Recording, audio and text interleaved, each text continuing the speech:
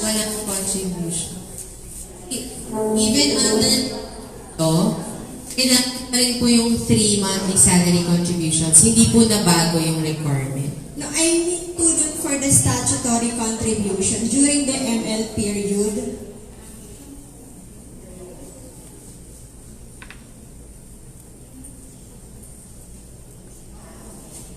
So you mean, during the leave, well, kasi under the old law, hindi required yung continuous remittance, yung sagap.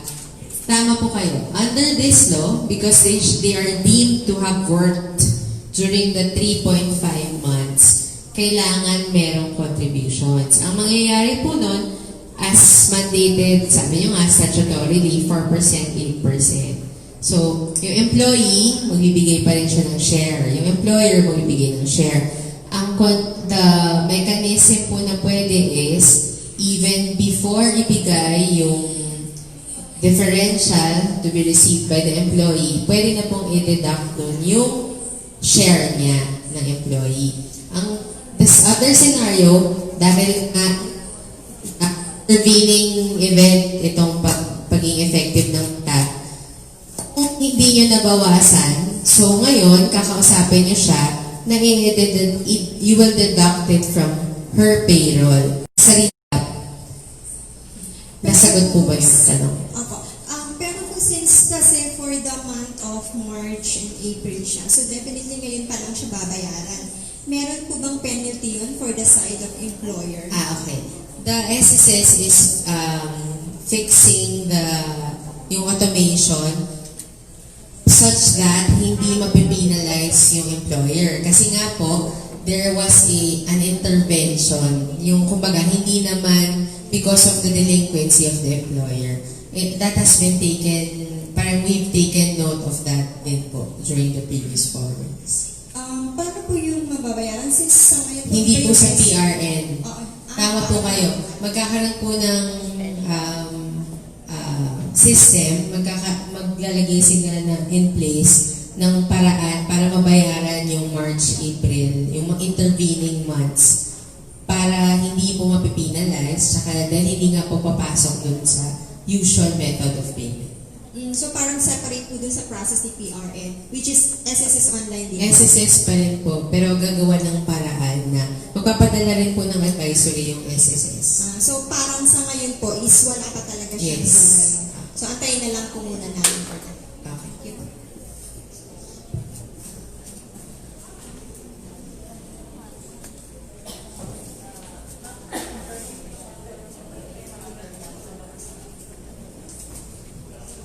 Hello. Okay. We will be also entertaining questions online. So, in between, meron nanonood po kasi sa atin sa FB Live. So, we will be asking the questions na for that. But before that, you will be receiving certificates of attendance and yung copy, may binigay kasi silang presentation that is for distribution sa inyo. We can only do that provided, number 1, nag-sign up kayo sa registration and you provided us the right quote-unquote email. Okay? May problema kasi kami minsan tumatalbog yung email. Alright? So just make sure na tama yung email ninyo so we can send to you a soft copy of your certificate and a soft copy of the presentation. Alright? Okay? Ready na tayo sa online questions? Yeah, we would like to inform everyone na FB Live po tayo.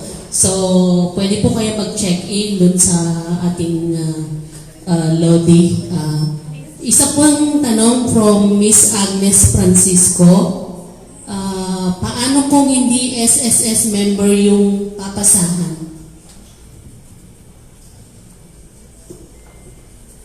Hindi, ang only consideration po is if employed yung papasahan. Kasi ang sasagot po ng paid leave is the employer. So hindi po kailangan member siya.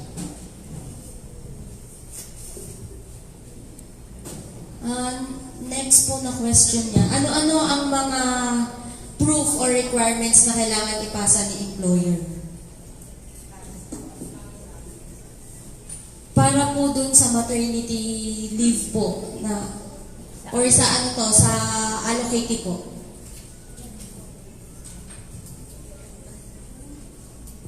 Employer po nung female worker po ba? Yes po. Ang kailangan lang naman pong i-submit po doon po sa employer niya ay yung allocation form ng SSS. Kasi doon po nakasulat yung pangalan po ng allocatee, ng pag-allocatean niya po nung 7 days or a portion thereof. So, yun po yung kailangan. Together with the maternity application form. Next po, from Regina CMC, what if mom dies from pregnancy complications and dad wants to get the 7 days because he is now the primary one that takes care of the child?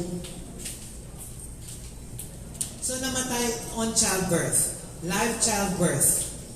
Okay, actually, the attorneys who are beside me, and I'm so grateful I have the legal team here. It is now transferred to the father, the whole 105, including as long as SSS, please correct me, if the mother has not received the benefit, the pay, it will also go to the father. If she has not been paid, if she has been paid, wala na. Okay? Kasi kung advance, kasi kung natanggap na nga din niya lahat, hindi na. Yung leave na lang. And to... I would like to amplify on that po. So yun nga po, the benefits would accrue to the child's father in case na namatay po si female worker. So as the law is worded po kasi, if there is any remaining balance, dun po sa monetary aspect ng benefit. Pero kung wala na po, so basically wala na pong mag-accrue sa child's father. Pero yung balance po dun sa leave credits, pwede pong ipasa sa child's father. However, it will already be without pay. It will be without pay on the part of the father, but he is allowed to go and leave for that remaining period. Kasi po, yung ano natin doon, habol natin is, para po may mag-alaga sa bata.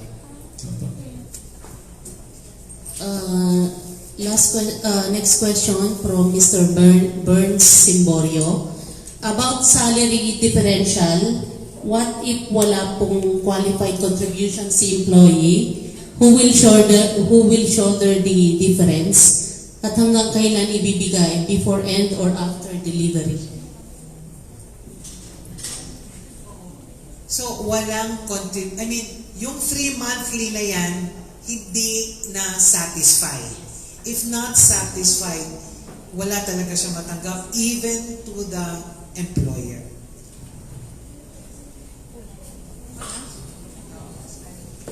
Hindi na siya qualified. Isa pa po ma'am, paano po kung gusto ni mother na pumasok kahit hindi pa tapos ang 105 days leave? Pwede po ba yon? Ano po ang requirements na kailangan hanapin o written notice? Pwede po ba? Ang concrete na sagot ko ay hindi. Kasi ang policy ng batas ay para bigyan siya ng panahong makarecover para sa sarili at alagaan yung anak. Pero kung nag-i-insist po yung employee na pumasok, kailangan niyo po siyang i-inform. Obligasyon ng HR at employer na inform siya na hindi po siya makakatanggap ng double pay. Ibig po sabihin, because she is deemed to have worked the 105 days, in fact, binibigyan siya ng full pay, kahit pumasok pa po siya, wala na po siyang matatanggap. In that considering logic, bakit pa siya papasok kung wala naman na siyang matatanggap na karagdagang sweldo? So nasa sa atin po bilang HR practitioners na i-highlight na wala na pong matatanggap other than the full pay under the EMLM. Ma'am, additional question po from Ms. Agnes Francisco. When we submit SSS monthly contributions, there is a remarks column where no earnings is indicated. Is this the prescribed manner of notifying the SSS? What does the prescribed manner means under Section 8 of Notice Requirement? Yung to notify SSS na naka-maternity siya, Actually po, meron pong MAT 1, Maternity Notification 1. Doon po, upon knowing that she is pregnant, the female member is obliged to inform the SSS of the employer of two things: the fact of pregnancy and the expected date of delivery. So, ibibigay po niya yung MAT 1 po pinapa-receive sa inyo, no? And then, tinatransmit din po sa SSS. The other form ngayon is the allocation form. Kung sakali pong i-avail niya yung option na yon, kailangan niya rin i-submit. At subsequently, meron pong second notification for reimbursement through the employer naman po. So to address po yung tanong nyo, yung sinasabi po na no earnings, nasa R3 po, contributions collection list po yun. Ito po ay mekanismo ng HR, na employer, para may update yung SSS kung sino-sino sa mga empleyado ang employed pa rin, separated, kung may pagbabago sa kinikita, para po hindi mag-underpayment. So hindi po yun ang tamang form patungkol sa maternity benefit. Ang tama pong form natin ay yung MAT 1 with the attached allocation form. Question po from online ulit, from Stephanie Alano.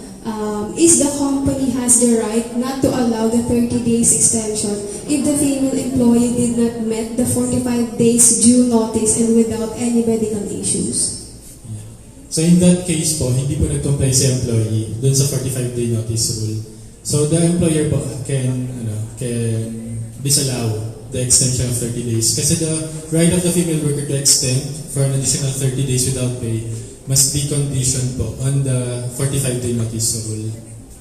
So kung hindi po nasunod yun, the employer can disallow.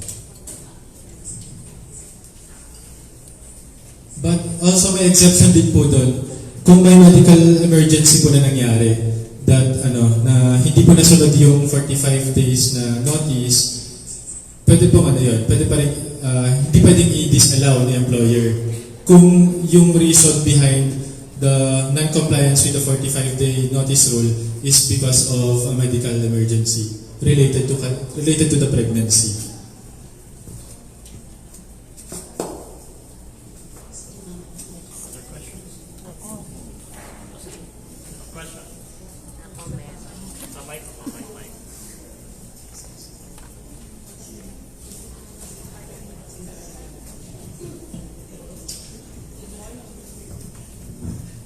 Good morning.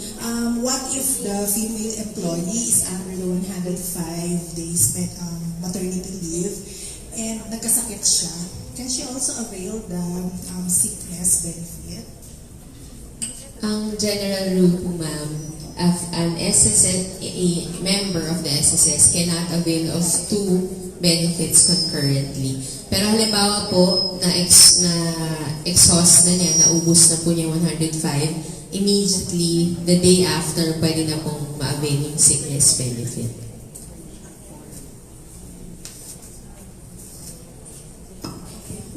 I'm sorry, I want to add to that. Tsaka mas advantageous po kasi, ma'am, yung maternity because it's 100% of the daily average daily salary credit compared to 90% kapag sickness. So the SSS will grant whatever is more beneficial for them.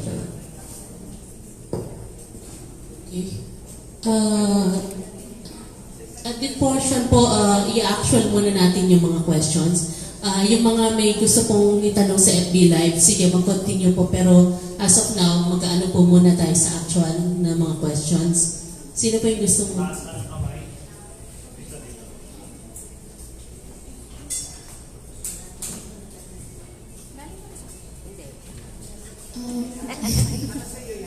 No. I would just like to clarify po regarding dun sa salary differential. Kasi there are of course employees earning na talagang mataas na daily rate. Is it taxable po? Yes, ma'am. The salary differential is the one that is taxable, but not the SSS maternity benefits. Yes, ma'am.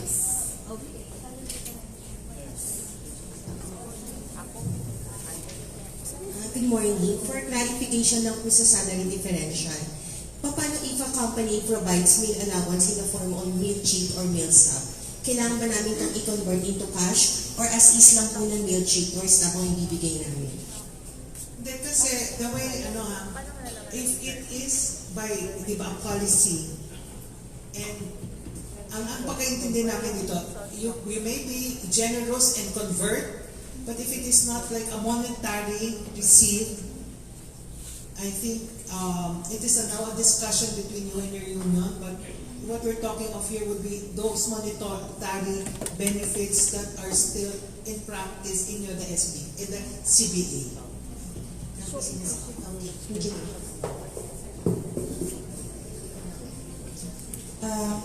Ma'am, dun sa online SS ni employer, paano pagka na-submit na namin through online? Hindi na ba namin need i-submit kay SS para mapastamp? Kasi yun yung advice nila sa amin.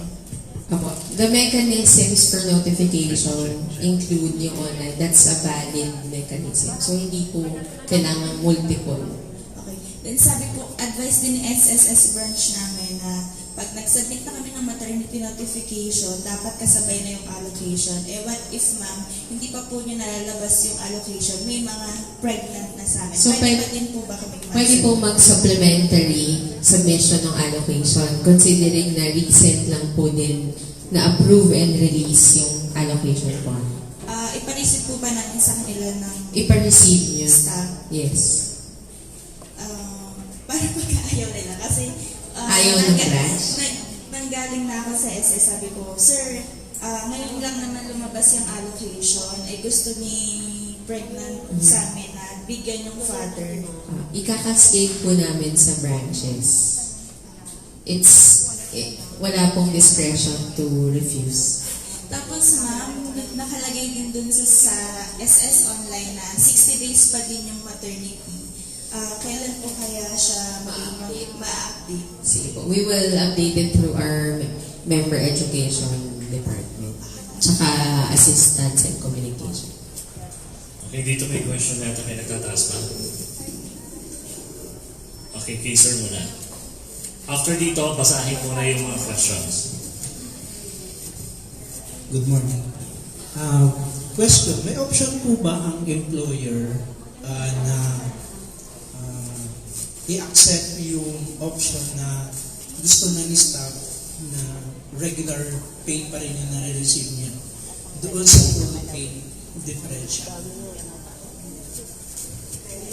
Hindi full pay, parang ganon. He will not receive the full pay but it is still given monthly, even if she's on leave, o hindi advance. Yeah, good morning, sir. Madalas po itanong yan, sir, no? We have to stick to the law. The law says po kasi that the full pay should be advanced within 30 days from the time na nag-apply po silang maternity leave. So, I guess that's the safest answer and we don't have any choice po but to stick and to comply with the law. Otherwise po, the employer might be found violating or non-compliant for not complying with the law. Okay, basahin po muna natin yung mga tanong. Alright, we will have one here na ano daw po ang proof of requirements or document ni allocatee na ipapapresent sa employer niya? Yung nabanggit po natin na allocation form, i-fill out po ng mother, no, ng female member. Nakalagay po doon kasi name of the father, name of alternate caregiver, if she wants to avail of the option to allocate and for how many days. Pagka meron pong kopya, syempre yun yung female employee, female member, meron din pong kopya dapat yung recipient, yung, let's say the father. Kapag nag-apply po siya sa HR na I will avail of a 7-day paid leave, kailangan po niyang i-submit yun. Because that proves na, number one, talagang nag-allocate sa kanya yung babae. Number two, na ibawas or ibabawas sa babae yung 7 days. So, as of now, that's the only official form. Pero sa inyo po, within your organizations, kailangan nyo pong mag-devise ng leave form pertaining particularly to allocation. Pero yun po ang attachment, yun ang supporting document. You may also ask for birth certificates, no? But this will not be relevant in the case of an alternate caregiver. Halimbawa, sa kultura natin, pwedeng lola, pwedeng tito, nung batang ipinanganak, yung alternate caregiver, basta within the 4th degree of consanguinity. So, yung birth certificate po is not an absolute requirement. In the absence of any document, pwede po silang gumawa rin ng affidavit to show, to attest dun sa pag-allocate, saka ano yung relationship nila to the child and the mother. Alright, so related pa rin po sa leave. Sa pagpasa daw po ng leave, is there a prescription period in filing or notifying? Can it be done anytime within the 105 days? And what if nag-notify na that the leave will be allocated but there's a sudden change of mind or circumstances? Okay. General rule, dapat po upon the filing of the notification form, kasama na yung allocation. Of course, mag-iiba po yung sitwasyon kung hindi pa effective hindi pa nailalabas yung IRR, tsaka hindi pa, kumbaga po, inabutan sila ng nung panahon lang, ngayon lang lumabas na pwede pa na mag-allocate. So, within the 105 days, generally, dapat umpisa pa lang alam na ng both female and the recipient na may allocation. Kasi magiging logistically mahirap naman para sa employers. Pero kung yun nga po, inabutan.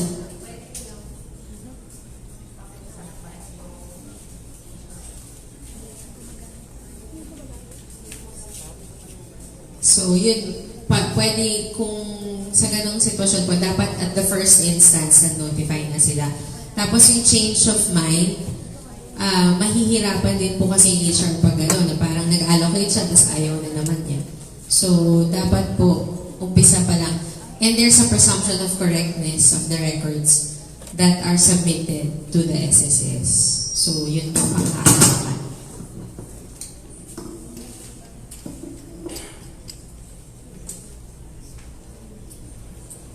Hello.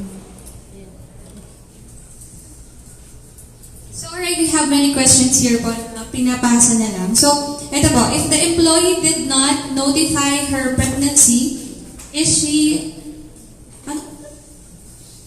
pero she is almost 6 months pregnant? So confusing yung tanong. Sino po yung nagpasa ng paper? Can you elaborate more the question? Alright.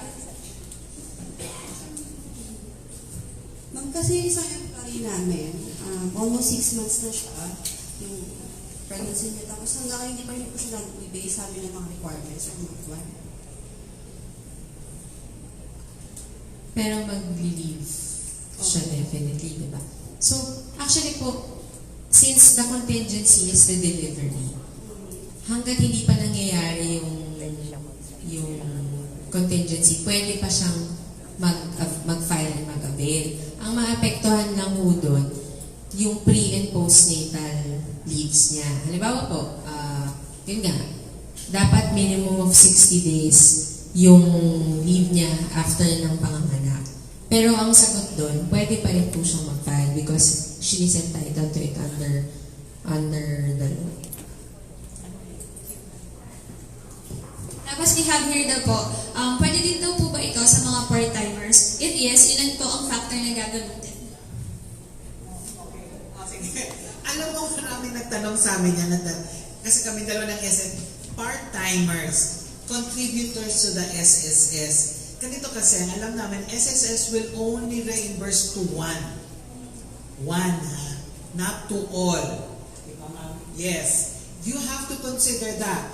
Because sino sa mga part-time employers mo mag-file? It will now depend on your part. Yes, because look at the differential and the pay that you will be receiving. And again, I will carry the general rule that SSS will also reimburse only one. Let's not talk of any other things, but that is the general rule. Okay, knowing that, you have to decide, the employer will decide kung sinong employer siya magfa-file. Okay, so that is going to be the rule for the part-time. Alright. So, for the, let's say, miscarriage daw po yung yung nangyari. Tapos, that's the 60 days po, no? Pero possible din po ba na, bumalik, ano po yung documentary requirements kapag gusto niya na bumalik sa work? Pero miscarriage yung nangyari. Less than 60 days. Yes po. Less than 60 days. Gusto niya na bumalik sa work. Alam mo, di ba sinabi na ni attorney, treated like pregnancy, it is 60 days. You have to avail of the 60 days. If they would like, actually we discourage that. Because unang-una, you have been paid, you will not receive any additional. And ito yung binigay sa amin, although I'll share this with you. We raised this kasi to our senior officials. These questions that you ask. At sinabi sa amin, kung may nangyari sa kanya, because she went in early, nag-bleed ulit. Sino na liable? Who will pay? Who can be liable? The employer who accepted her may be liable. If you allow her to go back before that, and something will happen because of a contingency of the pregnancy, you might be fined. So, you have to be strict. It's hard. And kasi gusto na niya, oo, nandun po tayo, pero sinabi nga ho, 60, then the 98 to 105, kasi depende po yung allocation.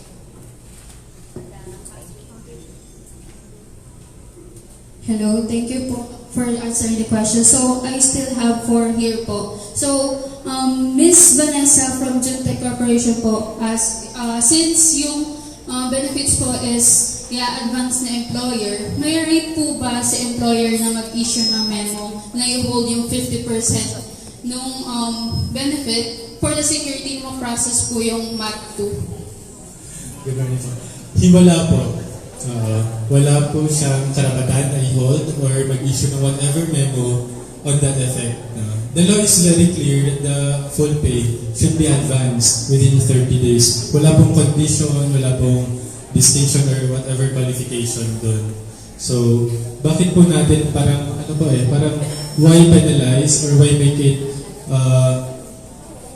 parang fault ng employee kung hindi na process? And besides, SSS naman po will fix or is at the moment po modifying its rules po, guidelines pagdating po sa reimbursement so that the reimbursement po will be reimbursement to the employer will be easier this time po. So wala na pong fear or worry on the part of the employer na hindi ma-process. Okay, thank you po. Another one from Ms. Joyce at Pabello from the Doxicare. So, for salary differential, sa employee is my fixed allowance bukod sa salary everyday pay. Kasama ba sa computation ng salary differential ng allowance? Kung kasama yan sa mga CBA agreements, kasama. Okay. Kung walang CBA, pero as part of the policy, kasama pa rin. So for companies po na walang union, walang CBA, as long as it is part of the regular salary na natatanggap po ni employee monthly, so part po siya talaga. Okay po, thank you po. Another one is, with regards to the monthly salary credit, based on the computation presented, it was based on the new contribution schedule of April 1, 2019. Question, is that will be the basis of the computation if the female worker gave birth at May 1, 2019? Doon po una po, sa pagtingin sa tatlong monthly salary credit, monthly salary contributions, kung ano po yung actual na hinulog niya. So, posible po yan since we will backtrack 12 months. It's very likely na yung old scheme yun, no? So, pag-compute, yun po yung i-average, yung highest 6. Pero, yung in terms of, so halimbawa po, ang nakuha niya is 18,000, yun ang ibabawas from the full pay to arrive at the differential. Okay. Pero kung halimbawa nanganak siya next year and you backtrack 12 months, syempre po kung effective na ng April na nandun na siya sa new scheme, yun na po ang gagamitin. So, the actual posted contributions. Okay po, thank you po. Question is, in salary differential, is it also right to deduct the employee's loan? To the employee's loan rather. Anong klaseng loan daw? Any loan? Can we ask you to read the tanong so that we can elaborate? Any loan po? Their company or SSS? Sige. Kapag SSS salary loan, understood po ng employee yun na monthly dapat mag-remit ng amortizations. Otherwise, mag-i-incur po ng penalties. So, may karapatan po, in fact, the employer is encouraged to deduct. Otherwise, magiging disadvantage both to the employee and the employer. Kasi po, di ba, pag may delinquency, the other employees may be affected in the sense na hindi na po sila nakakapag-avail kapag mataas yung delinquency. But if this is a loan between the employee and let's say may paluwagan, naitanong po ito kunyari, voluntarily sabi nung employee, mag-contribute ako monthly, pero hindi po ito loan. Parang, let's say, a savings mechanism. Hindi po siya statutory. Kasi hindi po batas yung nag-i-impose ng obligasyon. Pero how po yun sa company loan? Since we have a policy in place for salary loans for our employees.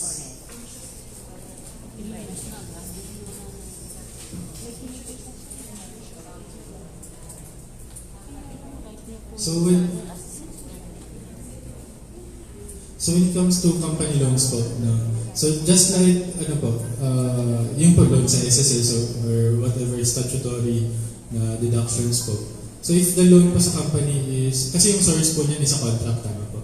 So just like a law, the source of the obligation po ng employee to pay po is contract. So yes po, pwede.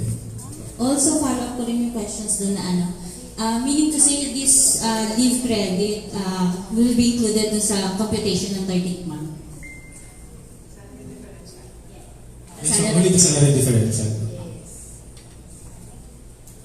So we have few pa po. So, natapos na po ng employee yung 60 days bago ma-receive ni company yung IRR from SSS. Paano po yung remaining na 45 days sa 105 days? You have to establish po, covered na po ba siya ng EML? Kung nanganak po ba siya ng March 11 onwards? Yes po. So kung nanganak po, so covered po siya. And then nag-lapse na yung 60 days, which is under the old law, tama po. Well, since inabot po kasi siya ng transitory period, we can still allow her to avail of the 45-day na remaining balance. So the employee shall just have to apply for the remaining balance, inform and notify the HR of her employer na she is intending to avail of the 45 days. And SSS naman po, for its part, will also have to reimburse the employer for the 45 days na i-advance po ulit ni employer. Okay po. And there is a certain company policy kasi na the pregnant employee allowing her to leave 3 months prior of delivery date. Does it violate po ba the law? Certain policy or certain company policy na si pregnant employee po is allowing, pinapalaga po siya ng employer na mag-leave 3 months prior po to the delivery date. So, nababiolate po ba niya yung law? Alam mo, if it is in addition, kasi this is more beneficial. Basta ibalik mo doon yung 60 days na postnatal, tapos, that 45 days of taking care of the child. So, that should not be a problem as long as it is in addition. Then, second to the last, the salary differential is taxable. What is the manner of reporting though? Reporting sa salary differential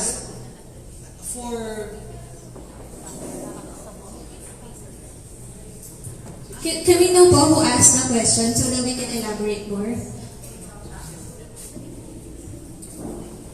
This is for the tax po. Di ba po, every year we report alpha list po. Kasi meron tayong 92,000 na additional exemption po for additional income. Can we add the salary differential rate doon sa 92,000 to become taxable po yung salary? Kasi na-mention niyo po na that is taxable. Yung SSS is not taxable. So, doon po namin ba dapat i-add yun, yung sa 92,000 para po siya maging taxable? Yes, ma'am. Yung sa alpha list po annually. Yung additional income po. Kasi tinanong na sa amin yan eh. Kaya pinatulong ko na kay Polly yan eh.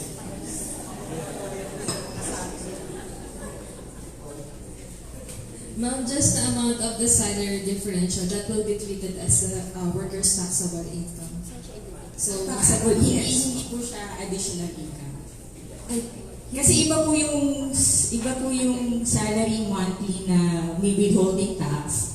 And whenever may mga additional incentives, 13th month pay, it should be treated po ba like a 13th month pay po? It's compensation income po. So, it's the first time.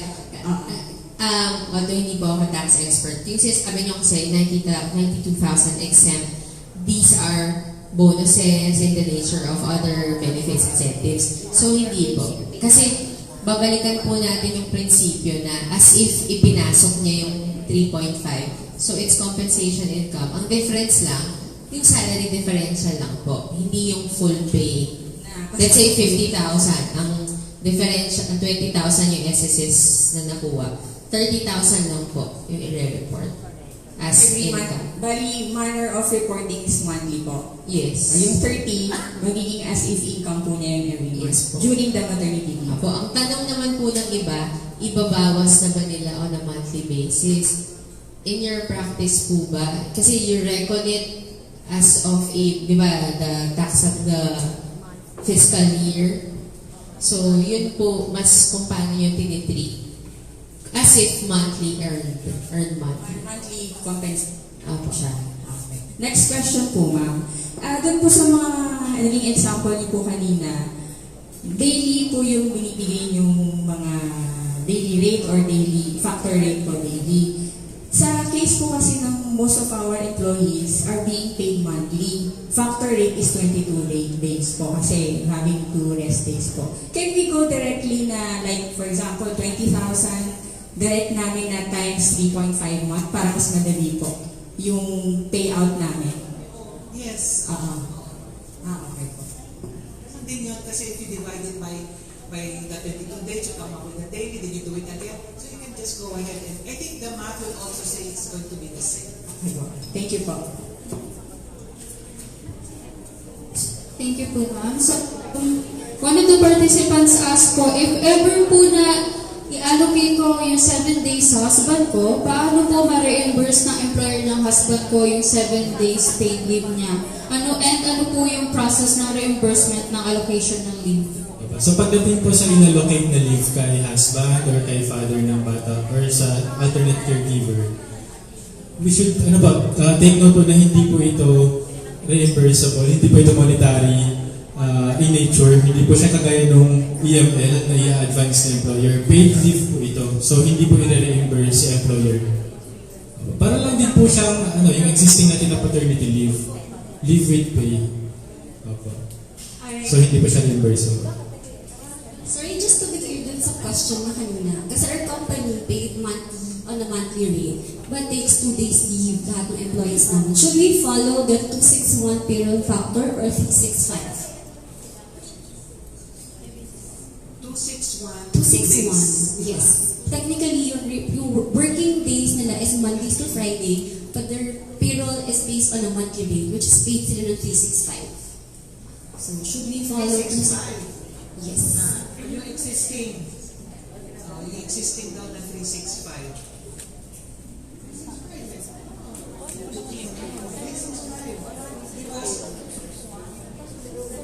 Ma'am, kung monthly paid naman po sila, kagaya po ng sagot namin kanina kay ma'am, you can automatically multiply the monthly rate by 3.5. Monthly rate, then 3.5. So like for example, monthly rate salary, sorry. Yes, ma'am. So like for example, 50,000 times 3.5 direct computation. Yes, ma'am. Yun na po. Thank you. Thank you. Okay, so do we have any more questions? Good morning. Ma'am, yung feedback ko kasi is 2 months na hindi pa binibigay sa kanya yung salary differential. May deadline po ba yun para mag-complain siya? Kasi hindi siya bigyan ng 3 days. So, kung hindi pa binibigay, pumunta lang kayo sa nearest doon. Regional Provincial Field Office. Dapat siya mag-complain. Dapat kasabay po siya ng advance. Okay po.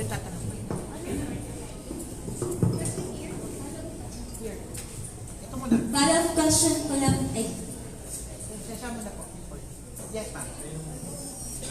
Yung question po namin, regarding po to dun sa allocated leave po ni paternity. Meron na po tayong 7 days existing po. And then si company po is may 15 vacation leave na. Yung 7 days po ba na allocated, ibabawas po ba siya or on top po siya? Ano po siya? Ma'am, palap lang doon sa questions niya. How about kapag ang factor rate is 261? Monthly rate pero 261 ang factor rate. Kung may monthly rate na, huwag nyo nang iyan yung factor kasi may monthly ka na. Kasi kung daily wage, siya ka na naman natin tinitigan yung factor. Kung hindi, talaga maguguluhan ka din kayo. Pero, and then you go straight to the 3.5 months. Ayun, question. Question lang po.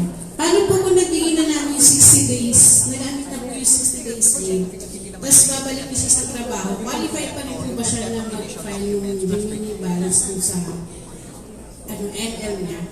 Nung 45 days. As long as nanganak po siya ng March 11 onwards, tapos kaya lang pumasok siya. So, ma-entitled po rin pa rin po siya sa residual na 45. Sabi nga po niya, kailangan lang niyang mag-file ulit sa HR ng application. Kailangan po siya ng application. Wala na pong letter na kailangan niyo or... Actually, question of mechanism na po yun sa inyo, sa HR. Pero, ma-entitled po siya and ma-entitled din po siya sa adjustment, sa SS benefit. Pero okay lang po yung kahit na pumapasok na siya. Opo, kasi yun po yung tinatawag natin na parang may intervening event dahil nga nung panahon na una siyang nag-avail ng leave, hindi pa naman malinaw yung implementing rules ng batas. Thank you po.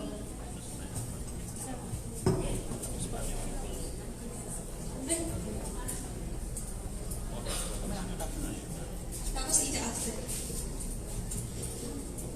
Hi, good morning. Tanong ko lang, kasi sa payroll system, normally nakatag na doon yung paternity leave or maternity leave. Meron ba kayo masasuggest na pwede namin ilagay for those additional 7 days yung past leave na pang-tag? It's because, especially for audit here in the Philippines, maintindihan ng auditors to. But if it's on a global scale, medyo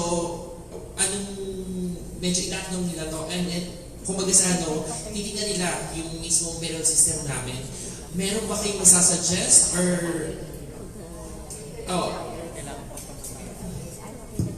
medyo sa amin yung global auditors namin mahilig magtanong, especially if they're looking at our payroll system para mas madali namin ma-explain sa kanila. So matter of branding lang naman, sir. Yes. Siguro, sir, pinaka-maganda na po, para sa pinaka-clear, yung allocated EML, or if you want in full, allocated expanded maternity leave. Okay, thank you. So this is for the part of dun sa mga allocatees. Okay, yes. Okay, thank you. Hello po, good morning. Meron po kami kasi employee na magre-resign siya on July, pero yung expected delivery niya is on November pa. Qualified po ba siya for 105-day leave?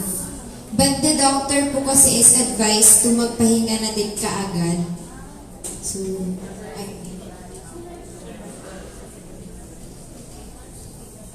Kasi po, ang reckoning point, contingency, yung panganganak o kaya yung pagkakaroon ng miscarriage or termination, kung separated na siya legally, separated from employment, hindi na po siya ma-entitled under that employer for salary differential.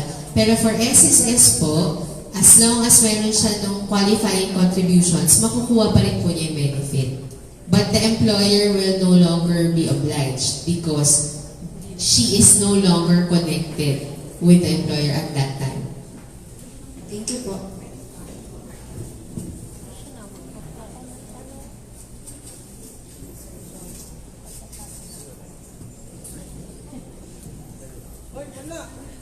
Ayaw ko pagtayo.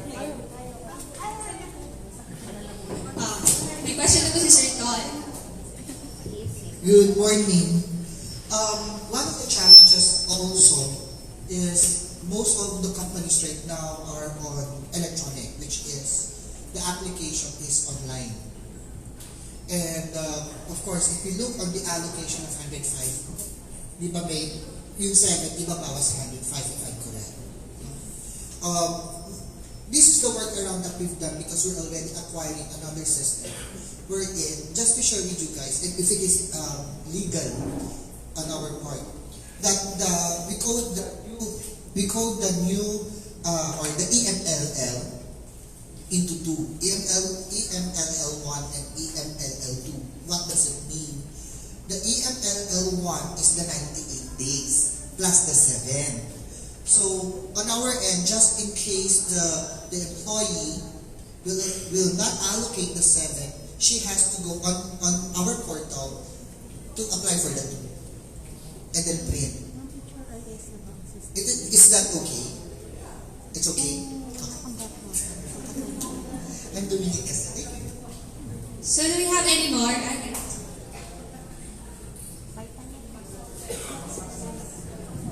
Ma'am, i-confirm ko lang po, yung follow-up question lang po. Yung pumasok po, di ba, yung sinabi ni Ma'am kanina, so kunwari pumasok po siya ng 5 days, so i-continue lang po yung 105 days, di ba? Sabi mo magpa-file lang ulit siya, so hindi namin siya babayaran dun sa 5 days na pinasok niya.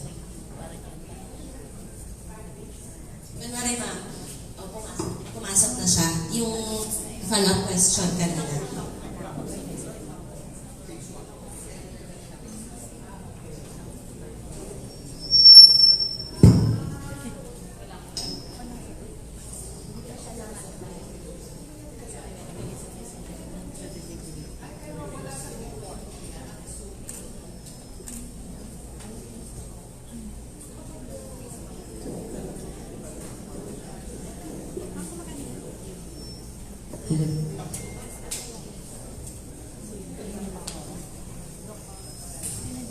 So yung tanong ni ma'am po kasi, yung mga female workers na inabutan po nung IRR, so yung mga nag-lapse na po yung 60 days under the old then bumalik.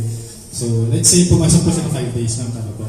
And then kunwari pumasok po siya, let's say 5 days, and then mag-extend po siya ng another 45. So yung tanong po ni ma'am, kung babayaran daw po siya doon sa 5 days, so definitely babayaran po natin yun kasi pinasok niya po. And then mag-resume na lang, kung kailan po mag-reckon yung 45 days, that's another thing kasi yun na yung may differential. I-reimburse din naman ni SSS yun, yung i-advance ni employer dun sa additional 45 days. So yun yung exception na dapat continuous? Yes, opo. For ano lang naman po, to be fair, dun sa mga female workers na inabutan po ng transitory period. And for confirmation, sir, so ang kasama sa 13th month pay computation is only the salary differential, hindi yung 105 days. Yes. Good morning po. May question po ako. Meron kasi kaming employee, detected nighted ovum siya. Pero hindi pa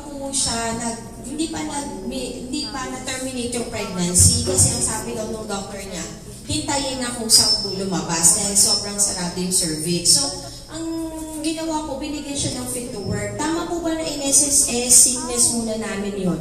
Tapos parang kapag ka daw po kasi totally lumabas na, tsaka pa lang po ifa-file as SSS miscarriage. Oo, actually, na she will avail of the sickness because it is a blighted ovum na ayaw pa naman nilang ilabas. Pwede, ang sinabi ba sa kanya, and pag, if the was to give the sickness first and then the 60 days of, I don't think there's a problem. Tama po, pero ang nangyari po kasi parang 2 weeks na siya ngayon na nag-absent. Tapos gusto niya nang pumasok kasi nade-depress na siya. So sabi ko, just get clearance first kasi baka pumalin sa amin. Binigyan po siya ng clearance. Tapos okay naman po yung condition niya. Hinihintay lang po, by next week daw, if after a week, hindi daw po na-terminate yung pregnancy, then i-induce na daw po. So sabi ko, sige, yung 1 week mo, papasok, tama po ba? Pinapasok namin siya. And then yung 2 weeks, pinang namin as SSS sickness kasi wala na siyang leave benefit eh. So, pina-SSS sickness na po namin. Meron naman pong documentary requirements. Okay lang. Yung sa sickness, pwede naman po yun, ipaprocess siya, evaluate naman siya as such. Parang ang nakikita ko po na concern, may intervening na 1 week na pumasok siya. Ang nakikita ko po dun is the possible hazard. Then pumasok siya, pero since you got the certification of fit to work, pwedeng justified yun. Tapos yun, upon the termination, kapag naging inducement or left to its own spontaneous, ma-entitled pa rin po siya sa 60 days. Alright, so do we have more questions pa po?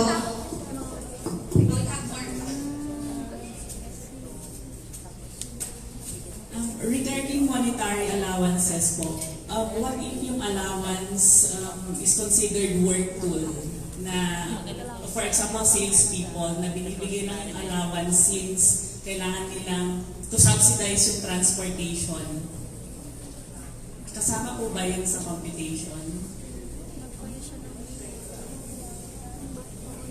Pag binibigay o it's contingent on certain kasi kung lalabas siya, tapos tsaka ibibigay, pero kung hindi siya lalabas, hindi siya ibibigay, hindi siya regular allowance na binibigay.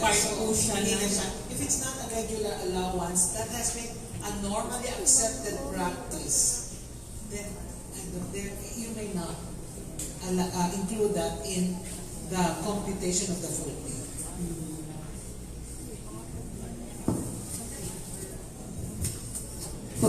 Regarding lang po that sa 30 days extension, like halimbawa po, nag-apply na siya, nag-request na siya ng 30 days and then nakakuha na po na reliever na nag-change mind po siya na babalik na sa work, hindi na po siya mag-extend. Paano po yun? Option naman yan eh. Diba? Ang unang option niya, kunin niya. Next option niya, ayun na ulit niya. Hindi option niya. Option niya eh. It is really contingent on an option. Opo, ma'am, paano po yun kasi nakakuha na po na reliever?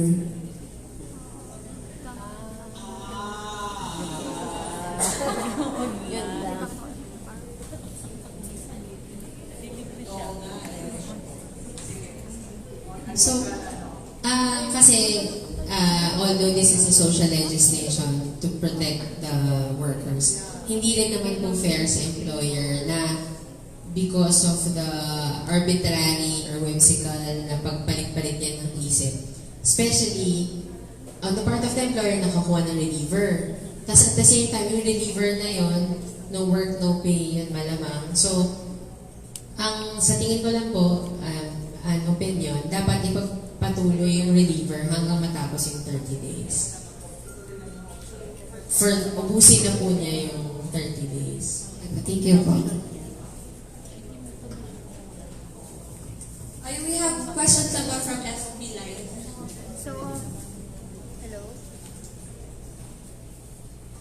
Hello. So one of the questions po is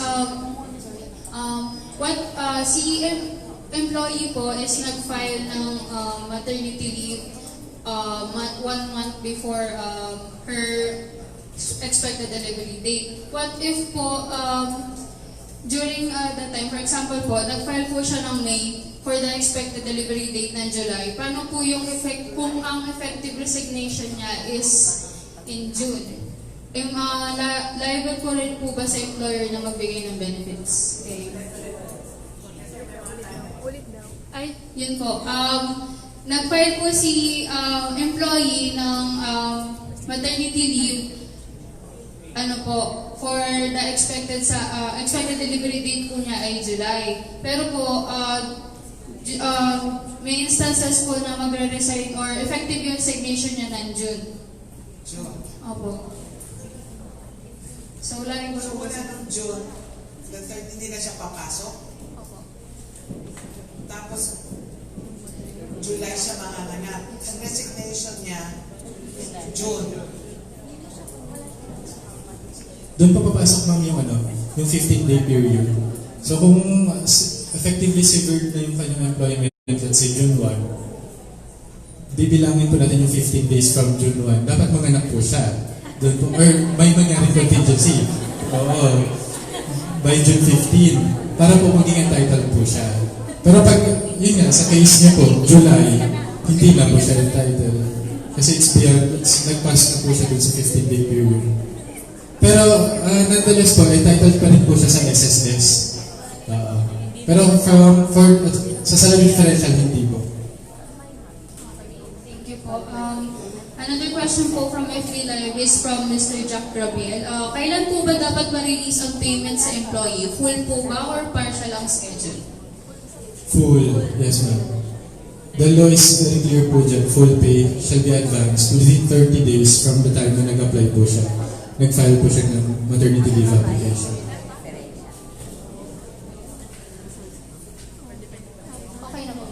Okay, so do we still have questions here? Wait. Meron dito sa galing sa FB regarding sa competition ng 13th month. So during the time na naka-maternity leave si employee, computed pa rin ba siya dun sa 13th month pay? Yes po, pero only the salary differential. Okay, so do we have more questions?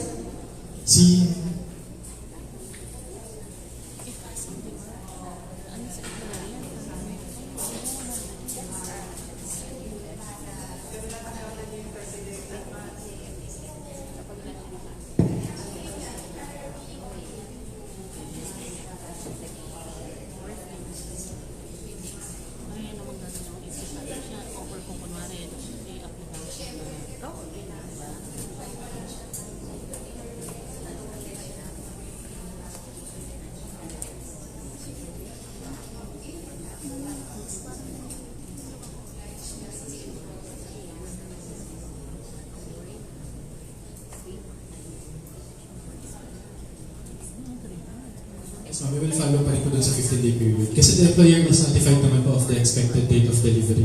So if kitang-kita naman po na it is beyond the 15 days after the effectivity date ng separation, so hindi na po. Yung guiding principle po kasi, kung kailan, kaya obliged to inform the employer expected date of delivery. Guiding principle, magre-reckon po kayo from date of contingency. So kung masyado na po siyang malayo from the resignation effectivity date, hindi na po obliged yung employer. Pero yun nga po, you have to take note, pwede inform nyo lang yung employees, they may still be entitled to the SS benefit. Kasi iba naman po naka-angkla yun eh, yung qualification ng contributions. I just want to mention po, na remind lang po kami, pag stillbirth po, 60 days. Tapos po, as long as inilabas ng buhay yung bata, kahit po subsequently namatay siya, 105 po yun. Alright, so do we have more questions?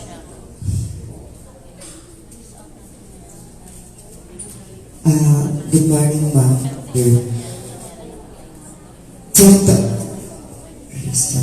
I just want to ask po, there is required months po ba? Let's say, may bago pong hired kami na women workers na gusto niya pong mag-file ng maternity with the company. Kailangan, hello sir.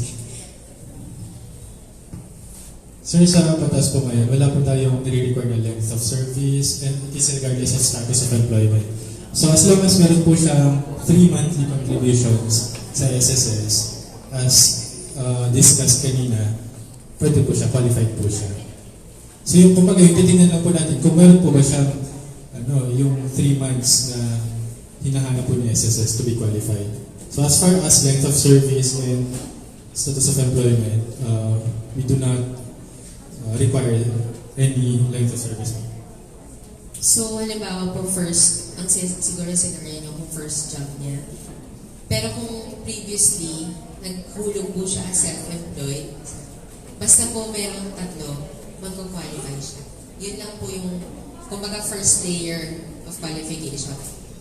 Kung halimbawa naman po na meron siyang previous employer, tapos kumpleto yung wala siyang gap, kahit na po isang araw o isang linggo pa lang siya sa under the current employer, magka-qualify po talaga siya.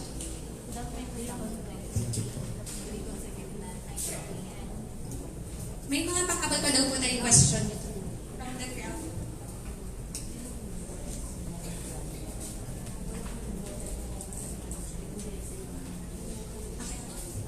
Okay. Ito na lang mama.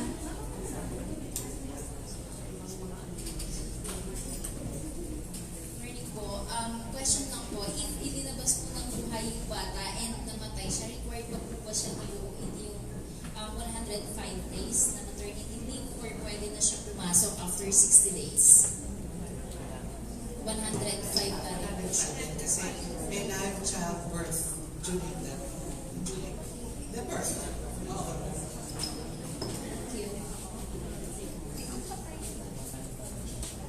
Okay, do you have more questions? Question?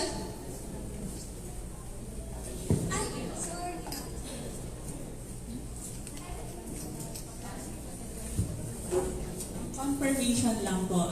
What if miscarriage na solo parent siya? Additional 15 days pa rin.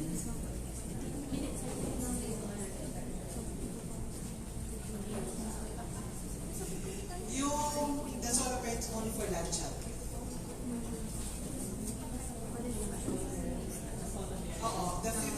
So 105 lang yan. So yung 60 wala. Yes, the same rule po goes with dun sa extension of 30 days without pay. Only available lang po siya to female workers who gave live childbirth. Good morning po, question. So you mentioned earlier na as long as mayroong live childbirth, just in case the female worker passed away, how about if yung female worker po yung nag-pass away? You mentioned that it would be transferred to the husband. So does that mean pati po yung salary differential ng female worker would benefit sa husband or yung SSS benefit? If may balance pa po ma'am, may hindi pa na ba na-advance dun sa employee, mag-accrue po lahat sa husband or sa tatay ng anak. Pero we suppose po kasi since the law requires employers to advance the full pay, so dapat po talagang wala na kasi na-advance na ni employer. So kumbaga yung pinaka pwedeng mangyari po is yung remaining leave credits na lang. Opo, yung mag-accrue. May i-add lang po si Attorney Chris. Gusto ko lang po i-add, same with sa allocation. Doon po sa allocation form, merong undertaking. Kung sakaling matatanggap ng father yung allocation, because it arises from the relationship with the female member sa pag-aalaga ng bata. Kailangan po na yung matatanggap ng father or ng allocatee will be used for the benefit of the child. So halimbawa, natanggap niya yung, kunyari may natanggap siyang, in the event na hindi pa naibigay lahat sa mother, may natanggap siya na monetary component. kailangan po gagamitin niya yun. In principle, kailangan gagamitin niya yun for childcare. Because it's a benefit connected to the maternity, to the childbirth. Thank you. Going once, itong table na to masyadong tahimik mula kanina eh. Wala bang gusto sa inyo magtanong? Kayo po ba? Nasagot na. Going twice. Alright, so Regine. Palakpakan naman natin sila. So, I would like to thank po for answering the questions and para sa mga na-share niyo po na informations to us. Now, we will be proceeding with the awarding of the certificates para po sa mga speakers natin for today.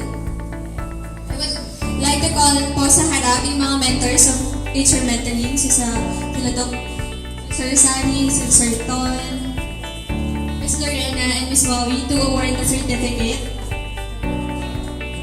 and the supply box.